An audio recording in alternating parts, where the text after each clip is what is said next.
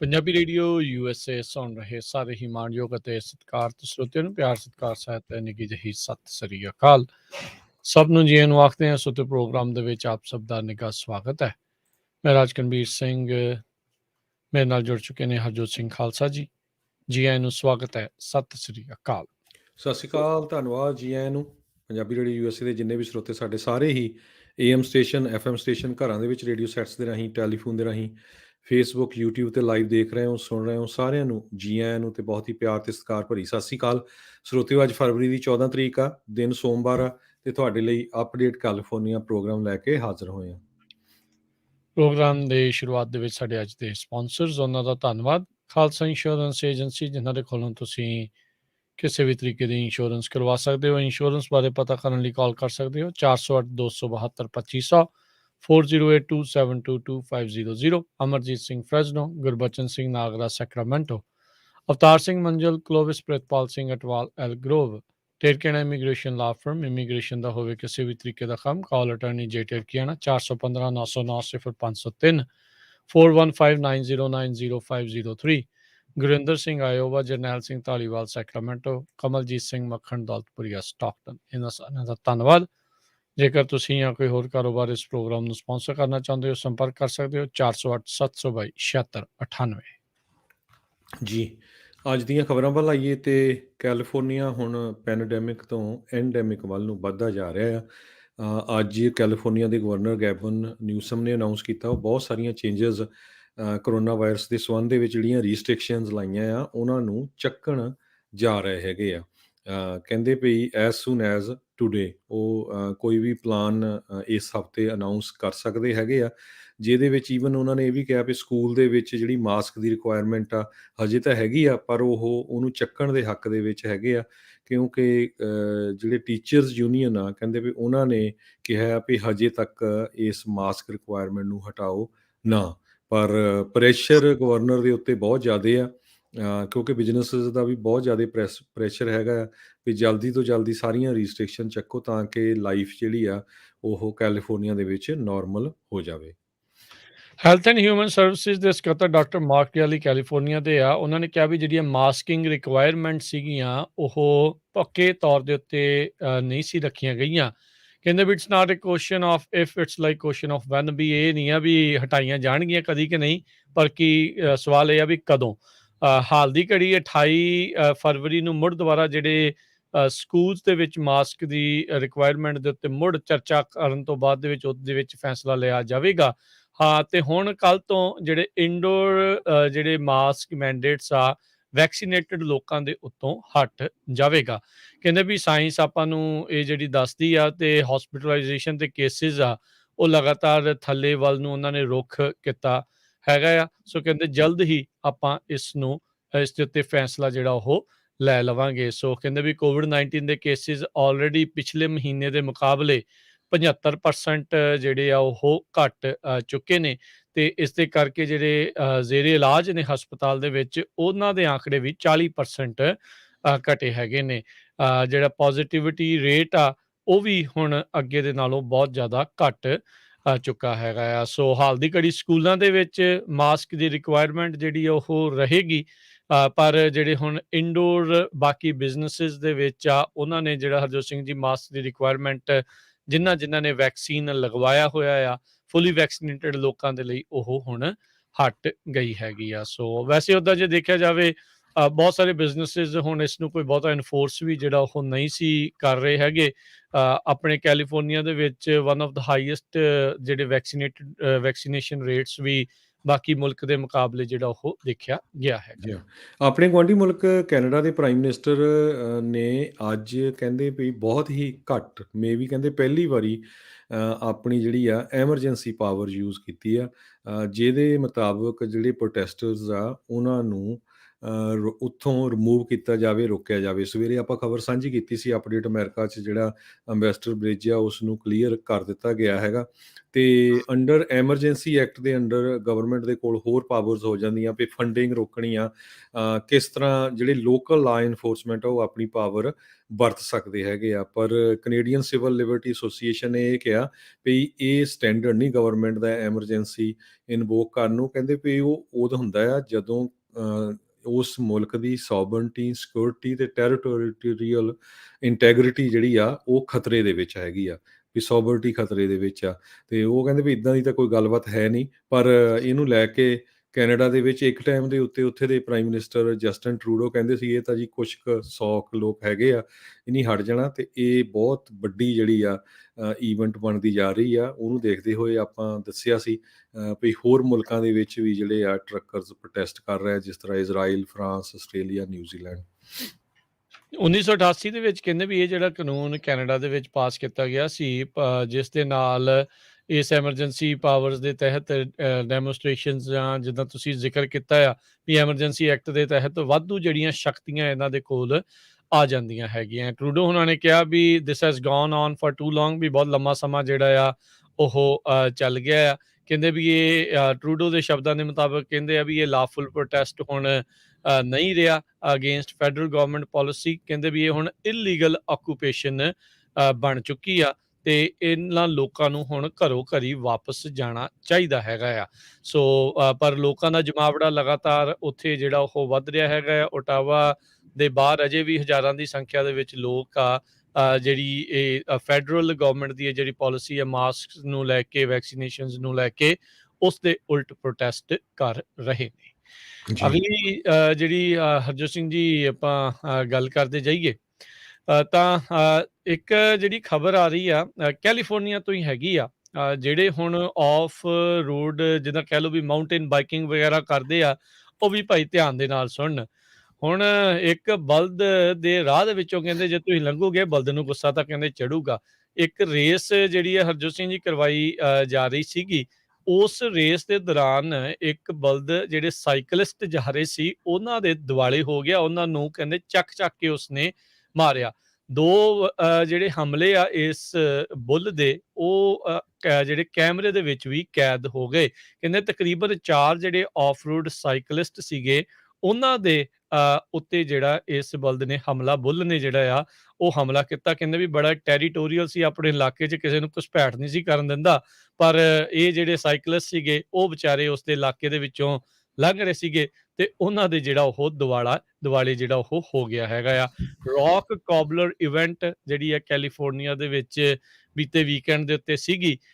ਤੇ ਪਰ ਕਹਿੰਦੇ ਵੀ ਇੱਕ ਹਿਸਾਬ ਦੇ ਨਾਲ ਸਾਰੇ ਜਿਹੜੇ ਸਾਈਕਲਿਸਟ ਆ ਪੂਰੀ ਤਰ੍ਹਾਂ ਜਿਹੜੇ ਉਹ ਡਰ ਗਏ। ਕਹਿੰਦੇ ਵੀ ਚਲੋ ਇੰਨਾ ਕਹਿ ਸਕਦੇ ਆ ਵੀ ਸੁੱਖ ਦਾ ਸਾਹ ਆ ਵੀ ਕਿਸੇ ਨੂੰ ਜ਼ਿਆਦਾ ਗੰਭੀਰ ਜਿਹੜੀ ਸੱਟ ਆ ਉਹ ਨਹੀਂ ਲੱਗੀ। ਜੀ, ਇਹ ਸਾਰਾ ਕੁਛ ਬੇਕਰਸਫੀਲਡ ਦੇ ਵਿੱਚ ਵਾਪਰਿਆ ਹੈ। ਬੇਕਰਸਫੀਲਡ ਦੇ ਵਿੱਚ ਆਫ ਰੋਡ ਗ੍ਰੈਵਲ ਰਾਈਡ ਚੱਲਦੀ ਹੈਗੀ ਆ, ਜਿਹਦੇ ਵਿੱਚ ਬਿਆਂਚੋ ਰੌਕ ਕੌਬਲਰ ਇਹ annual of road cycle race ਹੁੰਦੀ ਆ। ਤੇ ਜਿੱਥੇ ਇਹ ਬਲਦ ਨੇ ਜਿਹੜਾ ਆ ਆਪਣਾ ਕਾਰਨਾਮਾ ਦਿਖਾ ਲਿਆ, ਤੇ ਉਹ ਜਿਨ੍ਹਾਂ ਦੇ ਹੁਣ ਸੱਟਾਂ ਲੱਗੀਆਂ ਉਹ ਕਹਿੰਦੇ ਵੀ ਸਾਡੇ ਜਿਹੜੇ ਆ ਬਾਹਾਂ ਤੇ ਇੱਕ ਦਾ ਸਿਰ ਵੀ ਸੁੱਜਿਆ ਹੋਇਆ ਹੈਗਾ। ਜੀ ਜੀ। ਅਗਲੀ ਜਿਹੜੀ ਹਰਜੋਤ ਸਿੰਘ ਜੀ ਗੱਲ ਕਰਦੇ ਜਾਈਏ ਅੰਤਰਰਾਸ਼ਟਰੀ ਪੱਧਰ ਦੇ ਉੱਤੇ ਤਣਾਅਪੂਰਨ ਜਿਹੜੀ ਸਥਿਤੀ ਯੂਕਰੇਨ ਨੂੰ ਲੈ ਕੇ ਹੋਰ ਵੀ ਜ਼ਿਆਦਾ ਵੱਧਦੀ ਜਾ ਰਹੀ ਆ। ਯੂਕਰੇਨ ਦਾ ਇਨਵੇਜਨ ਕਹਿੰਦੇ ਇਮੀਨੈਂਟ ਆ। ਫੋਰਨ ਕਈ ਜਿਹੜੇ ਸਕੱਤਰ ਆ ਉਹ ਜਿਹੜੇ ਕਹਿ ਰਹੇ ਆ ਯੂਕੇ ਦੇ ਵੀ ਕਹਿੰਦੇ ਵੀ ਇਮੀਨੈਂਟ ਆ, ਇਹ ਹੋਣਾ ਹੀ ਹੋਣਾ ਹੈਗਾ ਆ। ਪ੍ਰਾਈਮ ਮਿਨਿਸਟਰ ਬੋਰਿਸ ਜੌਨਸਨ ਤੇ ਪ੍ਰੈਜ਼ੀਡੈਂਟ ਜੋ ਬਾਈਡਨ ਕਹਿੰਦੇ ਵੀ ਇਹਨਾਂ ਨੇ ਆਪਸ ਦੇ ਵਿੱਚ ਗੁਪਤ ਇੱਕ ਫੋਨ ਕਾਲ ਕੀਤੀ ਹੈਗੀ ਆ ਵੀ ਜਿਹੜੀ ਵਿੰਡੋ ਫਾਰ ਡਿਪਲੋਮੈਸੀ ਆ ਉਸ ਨੂੰ ਜਿਹੜਾ ਖੁੱਲਿਆ ਰੱਖਿਆ ਵੀ ਜਿਹੜਾ ਹੋ ਜਾਵੇ। ਪਰ ਸਥਿਤੀ ਜਿਹੜੀ ਆ ਹਰਜੋਤ ਸਿੰਘ ਜੀ ਕਾਫੀ ਤਣਾਅਪੂਰਨ ਜਿਹੜੀ ਉਹ ਬਣਦੀ ਜਾ ਰਹੀ ਹੈਗੀ ਆ। ਸੋ ਆਪਣੇ ਤਾਂ ਅਮਰੀਕਾ ਵਾਲਿਆਂ ਨੇ ਕਹਿੰਦੇ ਆ ਵੀ ਯੂਕਰੇਨ ਦੇ ਵਿੱਚੋਂ ਜਿਹੜੀ ਅੰਬੈਸੀ ਆ ਉਸ ਨੂੰ ਵੀ ਬੰਦ ਕਰਨ ਦਾ ਸ਼ਾਇਦ ਫੈਸਲਾ ਲੈ ਲਿਆ ਹੈਗਾ ਆ। ਆਲਰੇਡੀ 24 ਤੋਂ 48 ਘੰਟੇ ਦਾ ਵਕਫਾ ਜਿਹੜਾ ਉਹਨਾਂ ਨੇ ਵੀਕਐਂਡ ਦੇ ਉੱਤੇ ਦਿੱਤਾ ਸੀਗਾ ਆਪਣੇ ਅਮਰੀਕਾ ਵਾਲਿਆਂ ਨੇ। ਜਿੰਨੇ ਵੀ ਅਮਰੀਕੀ ਸਿਟੀਜ਼ਨਸ ਆ ਵੀ ਉੱਥੋਂ ਤੁਸੀਂ ਨਿਕਲ ਜਾਓ, ਸਹੀ ਸਲਾਮਤ ਜਿਹੜੇ ਉਹ ਨਿਕਲ ਜਾਓ। ਹਜ਼ਾਰਾਂ ਦੀ ਸੰਖਿਆ ਦੇ ਵਿੱਚ ਅਮਰੀਕੀ ਫੌਜਾਂ ਨੂੰ ਘੱਲ ਕੇ ਉੱਥੇ ਅਮਰੀਕੀ ਨਾਗਰਿਕਾਂ ਨੂੰ ਸੁਰੱਖਿਅਤ ਕੱਢਣ ਦੇ ਲਈ ਉਪਰਾਲੇ ਜਿਹੜੇ ਆ ਆਲਰੇਡੀ ਵਿੱਢੇ ਜਾ ਚੁੱਕੇ ਆ। ਸੋ ਗੰਭੀਰ ਸਥਿਤੀ ਜਿਹੜੀ ਹਰਜੋਤ ਸਿੰਘ ਜੀ ਬਣ ਚੁੱਕੀ ਹੈਗੀ ਆ। ਪਤਾ ਨਹੀਂ ਆਉਣ ਵਾਲੇ ਦਿਨਾਂ ਦੇ ਵਿੱਚ ਜਿਹੜਾ ਉੱਥੇ ਕੀ ਬਣ ਸਕਦਾ ਆ। ਤੇ ਜੇ ਇਹ ਹਰਜੋਤ ਸਿੰਘ ਜੀ ਵਾਰ ਲੱਗਦੀ ਆ, ਜੰਗ ਲੱਗਦੀ ਆ, ਨੁਕਸਾਨ ਜਿਹੜਾ ਕਾਫੀ ਵੱਡਾ, ਕਾਫੀ ਖਾਸਾ ਹੋ ਸਕਦਾ ਜੀ, ਆ। ਆਲਰੇਡੀ ਦੁਨੀਆ ਦੇ ਵਿੱਚ ਗਲੋਬਲੀ ਇਕੋਨਮੀ ਬੜੀ ਬੈਡ ਚੱਲ ਰਹੀ ਹੈਗੀ ਆ ਕਰੋਨਾ ਵਾਇਰਸ ਤੋਂ ਬਾਅਦ। ਤੇ ਜੇ ਲੜਾਈ ਲੱਗਦੀ ਹੈ, ਜਾਨੀ ਨੁਕਸਾਨ ਤਾਂ ਹੋਣਾ ਹੀ ਹੋਣਾ ਆ, ਮਾਲੀ ਵੀ ਹੋਣਾ, ਤੇ ਪੂਰੇ ਦੁਨੀਆ ਦੇ ਉੱਤੇ ਇਹਦਾ ਜਿਹੜਾ ਅਸਰ ਪਊਗਾ। ਅਗਲੀ ਖਬਰ ਲਾਸ ਐਂਜਲਸ ਤੋਂ ਇੱਕ ਫਲਾਈਟ ਜਿਹੜੀ ਆ ਲਾਸ ਐਂਜਲਸ ਨੈਸ਼ਨਲ 에ਅਰਪੋਰਟ ਤੋਂ ਵਾਸ਼ਿੰਗਟਨ ਡੀਸੀ ਨੂੰ ਜਾ ਰਹੀ ਸੀ, ਜਦੋਂ ਇੱਕ ਕਹਿੰਦੇ ਪਈ ਖਰੂਦੀ ਜਿਹੜਾ ਪੈਸੰਜਰ ਸੀਗਾ ਉਸ ਨੇ ਰੌਲਾ ਪਾਉਣਾ ਸ਼ੁਰੂ ਕਰ ਦਿੱਤਾ। ਇੱਥੋਂ ਤੱਕ ਕਿ ਉਸਨੇ ਇੱਕ ਜਿਹੜਾ ਡੋਰ ਆ ਉਹ ਖੋਲ੍ਹਣ ਦੀ ਕੋਸ਼ਿਸ਼ ਕੀਤੀ ਏਅਰਪਲੇਨ ਦਾ, ਤੇ ਉਸ ਤੋਂ ਬਾਅਦ ਜਿਹੜਾ ਪਲੇਨ ਆ ਉਸ ਨੂੰ ਡਾਇਵਰਟ ਕਰਨਾ ਪਿਆ ਤੇ ਕੈਂਸਸ ਸਿਟੀ ਦੇ ਵਿੱਚ ਲਾਉਣਾ ਪਿਆ।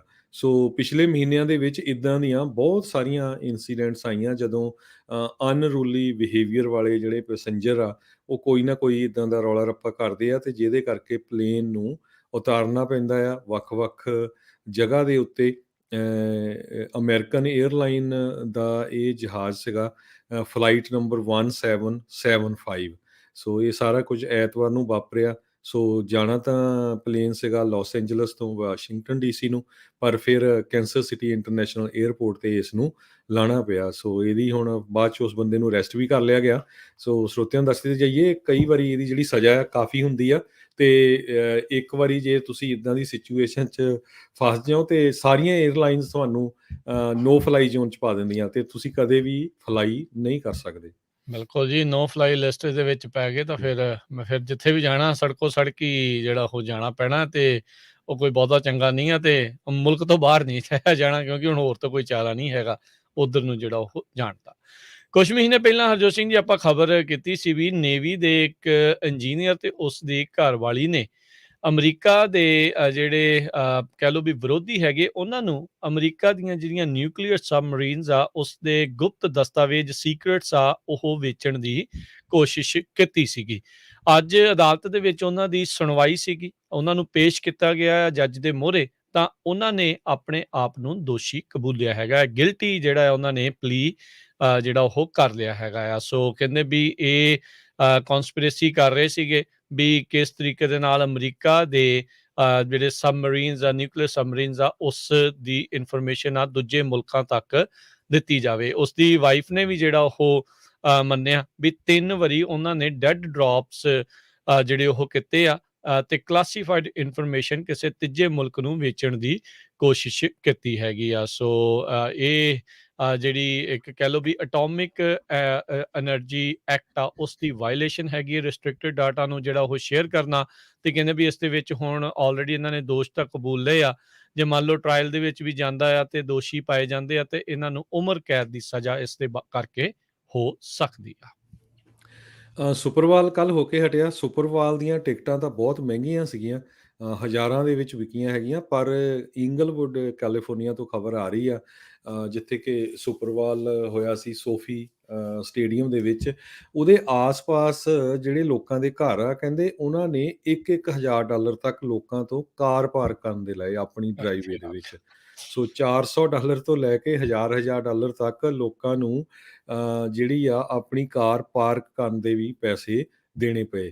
ਤੇ ਕਹਿੰਦੇ ਇਸ ਵਾਰ ਦਾ ਜਿਹੜਾ ਇਹ ਸੁਪਰਬਾਲ ਸੀ, ਜਿਹਦੇ ਵਿੱਚ ਸਭ ਤੋਂ ਜ਼ਿਆਦੇ ਮਹਿੰਗੀਆਂ ਟਿਕਟਾਂ ਜਿਹੜੀਆਂ ਵਿਕੀਆਂ, ਤੇ ਨਾਲ ਉੱਤੋਂ ਹੁਣ ਪਾਰਕਿੰਗ ਦੇਖ ਲਓ ਭਈ ਕਿੰਨੀ ਮਹਿੰਗੀ ਜਿਹੜੀ ਆ ਲੋਕਾਂ ਨੂੰ ਮਿਲੀ ਹੈਗੀ ਆ।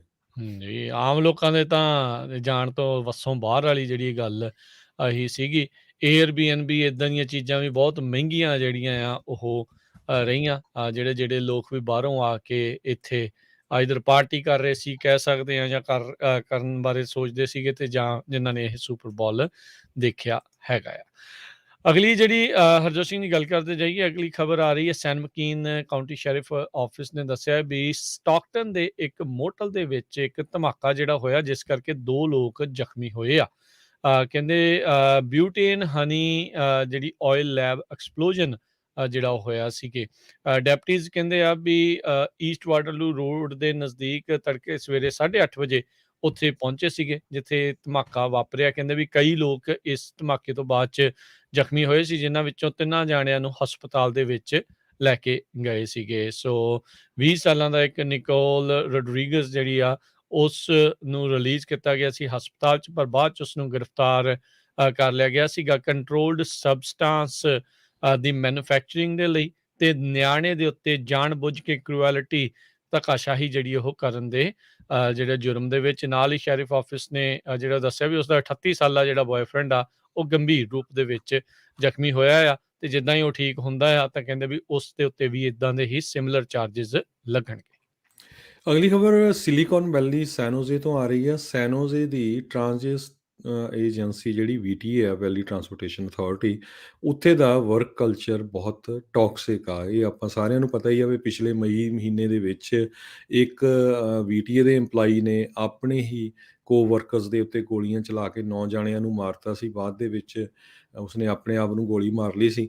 ਤੇ ਤਦ ਦੀ ਜਿਹੜੀਆਂ ਗਵਰਨਮੈਂਟ ਦੀਆਂ ਏਜੰਸੀਜ਼ ਹੈਗੀਆਂ ਆ, ਉਹ ਵੀਟੀਏ ਨੂੰ ਜਿਹੜੀ ਇਨਵੈਸਟੀਗੇਟ ਕਰ ਰਹੀਆਂ ਹੈਗੀਆਂ। ਹੁਣ ਵੀ ਇੱਕ ਹੋਰ ਖਬਰ ਆ ਰਹੀ ਆ ਵੀ ਇੱਕ ਕਰੰਟ ਵੀਟੀਏ ਦੀ ਵਰਕਰ ਕੋਮਬੇਜ਼ ਖੈਟੀਬਲੋ, ਉਸ ਨੂੰ ਐਡਮਿਨਿਸਟ੍ਰੇਟਿਵ ਲੀਵ ਦੇ ਉੱਤੇ ਜਾਣਾ ਪਿਆ। ਕਹਿੰਦੇ ਭਈ ਉਹ EMPLOYEES ਨੂੰ ਬਹੁਤ ਗਾਲਾਂ ਕੱਢਦੀ ਸੀ, ਅਬਿਊਜ਼ਿਵ ਤੇ ਥ੍ਰੈਟਨਿੰਗ ਬਿਹੇਵੀਅਰ ਉਹਦਾ ਹੁੰਦਾ ਸੀ। ਇਸ ਤੋਂ ਪਹਿਲਾਂ ਇੱਕ IT supervisor the we same ਇੱਦਾਂ ਦੀ ਜਿਹੜੀ ਸਿਚੁਏਸ਼ਨ ਸੀਗੀ। ਸੋ BTA ਦੇ EMPLOYEES ਜਿਹੜੇ ਆ ਉੱਥੇ ਕੰਮ ਕਰਦੇ ਵੀ, ਉਹ ਸਾਰੇ ਹੈਰਾਨ ਆ ਵੀ ਹਜੇ ਤੱਕ ਵੀ ਇਸ ਜਿਹੜਾ ਉੱਥੇ ਦਾ ਵਰਕ ਕਲਚਰ ਆ, ਉਹਦੇ ਤੇ ਕੰਟਰੋਲ ਕਿਉਂ ਨਹੀਂ ਕੀਤਾ ਗਿਆ ਹੈਗਾ।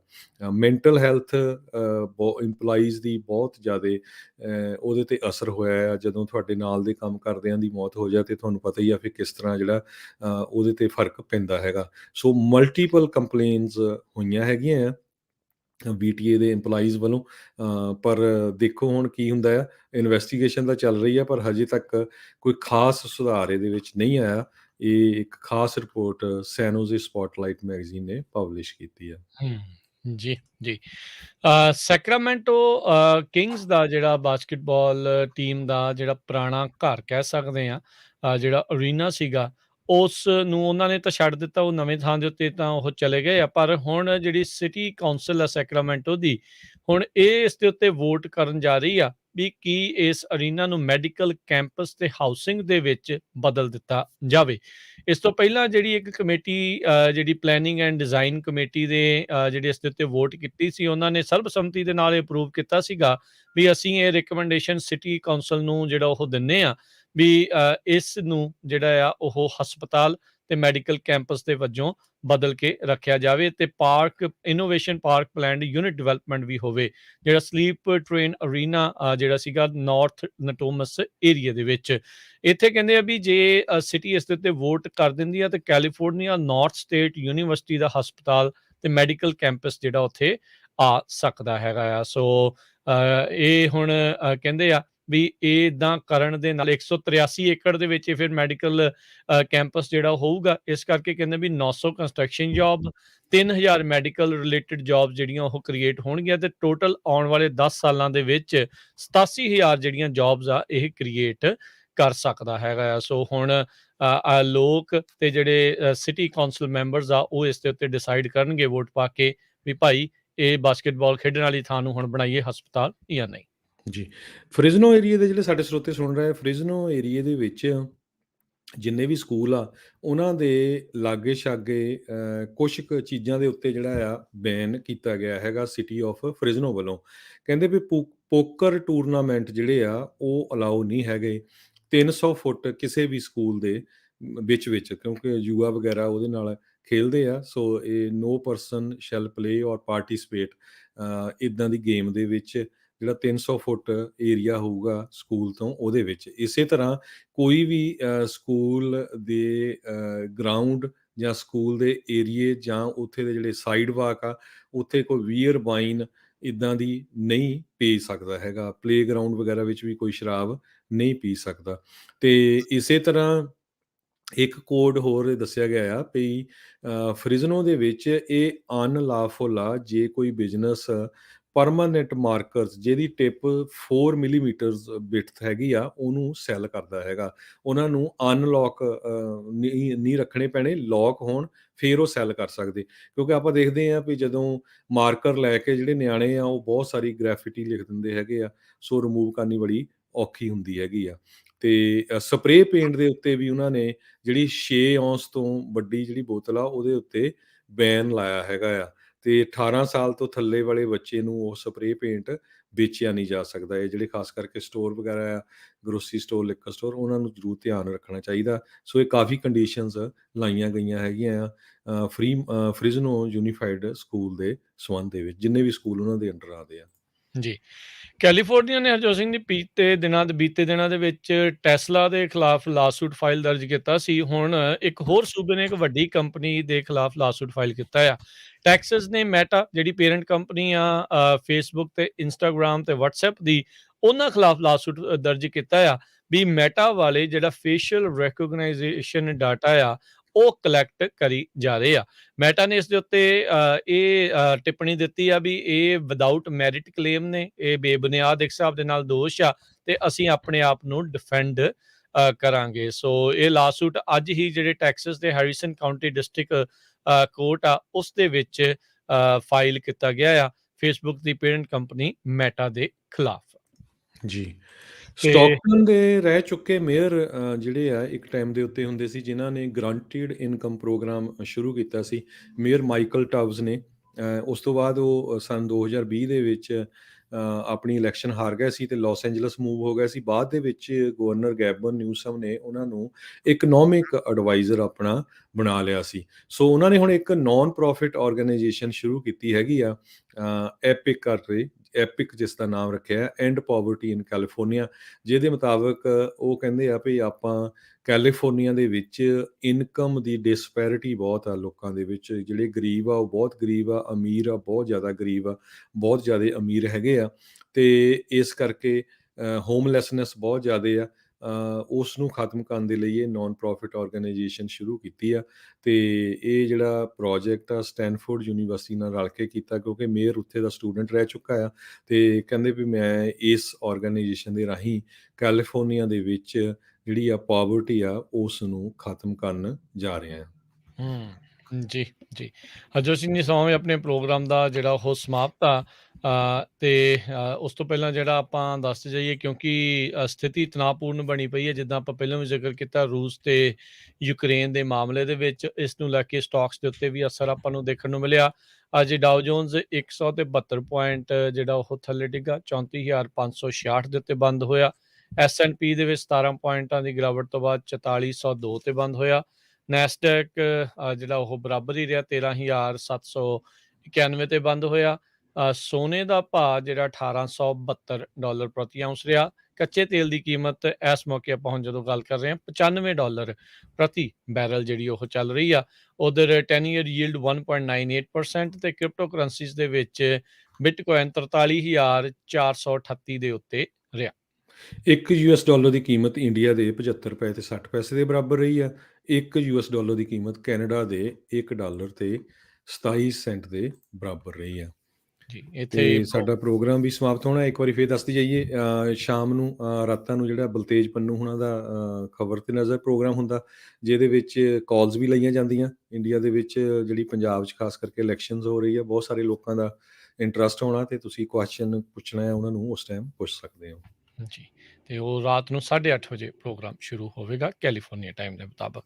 ਤੇ ਹੁਣ ਇੱਥੇ ਹੀ ਜਿਹੜਾ ਪ੍ਰੋਗਰਾਮ ਦੀ ਸਮਾਪਤੀ ਆ, ਮੇਰੇ ਰਾਜਕਨਵੀਰ ਸਿੰਘ ਵੱਲੋਂ ਤੇ ਹਰਜੋਤ ਸਿੰਘ ਵੱਲੋਂ ਤੁਹਾਨੂੰ ਸਾਰਿਆਂ ਨੂੰ ਪਿਆਰ ਸਤਿਕਾਰ ਸਹਿ ਨਿੱਘੀ ਜਿਹੀ ਸਤਿ ਸ੍ਰੀ ਅਕਾਲ। ਜਿੰਦੇ ਵਾਸਤੇ ਰਹੋ, ਹੱਸਦੇ ਖੇਲਦੇ ਰਹੋ, ਸੁਣਦੇ ਰਹੋ ਜੀ ਪੰਜਾਬੀ ਰੇਡੀਓ ਯੂਐਸ।